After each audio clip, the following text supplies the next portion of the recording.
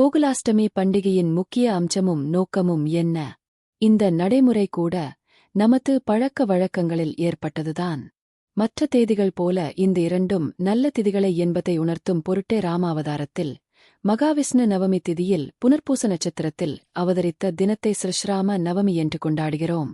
கிருஷ்ணாவதாரத்தில் அஷ்டமி திதியில் ரோகிணி நட்சத்திரத்தில் கண்ணனாக அவதரித்த தினத்தை கிருஷ்ண ஜெயந்தி கோகுலாஷ்டமி என்று கொண்டாடுகிறோம்.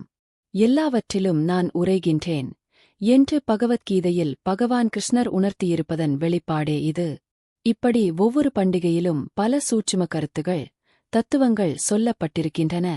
பகவான் கிருஷ்ணர் குழந்தை அவதாரமாக நம் வீட்டிற்கு வந்து அருள்பாலிப்பதே கோகுலாஷ்டமி பண்டிகையின் முக்கிய அம்சமும் நோக்கமும் ஆகும்.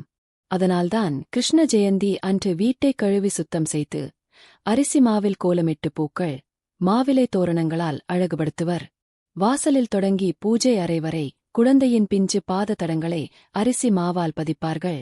ஆலிலை கிருஷ்ணன் தனது பிஞ்சு பாதங்களை அடிமேல் அடிவைத்து வீட்டிற்குள் தத்தி தத்தி நடந்து வருவதாக ஐதீகம்.